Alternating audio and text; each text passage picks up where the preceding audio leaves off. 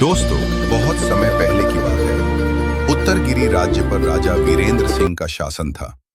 उनका महल सोने चांदी से जड़ा हुआ था, लेकिन उसकी दीवारों में एक ऐसा रहस्य दफन था जिसे कोई जान नहीं पाया। राजा की एक ही कमजोरी थी, सुंदर स्त्रियां। इसी कमजोरी को निशाना बनाया गया। एक दिन एक रहस्यमयी सुंदर युवती राजमहल आई। नाम बताया गया, कनिका। उसने कहा कि वह एक दूर देश की राजकुमारी है और युद्ध में अपना सब कुछ खो चुकी है।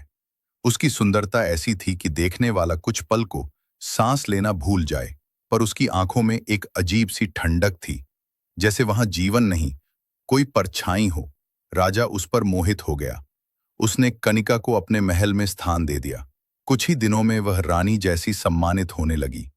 लेकिन फिर राजमहल में एक एक करके अजीब घटनाएं घटने लगी।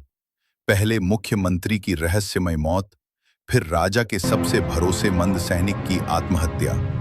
हर घटना में एक समानता थी। मरने से पहले वे लोग कुछ बड़बड़ाते थे।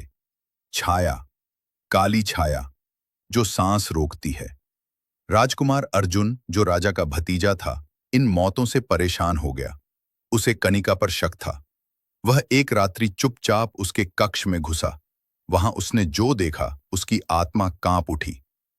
कनिका आईने के सामने खड़ी थी, लेकिन आईने में उसकी परछाई कोई और थी। एक भयंकर काली धुएं जैसी आकृति, जिसकी आंखें खून की तरह लाल थी। वह बड़बड़ा रही थी, एक एक करके सब मरेंगे और अंत में ये सिंहासन मेरा होगा। अर्जुन जान गया कि कनिका कोई सामान्य स्त्री नहीं, एक विष कन्या है, जिसे बचपन से ही जहर में पाला गया है और जिसे किसी अज्ञात गुप्त संगठन ने राजा को मारने के लिए भेजा है। लेकिन उससे भी बड़ा रहस्य यह था कि कनिका अब केवल विष कन्या नहीं रही थी। उसे तांत्रिक विद्या से एक प्रेत आत्मा में बदल दिया गया था। वह अब एक रूह थी, जो कपड़े पहनकर मानव जैसी प्रतीत होती थी।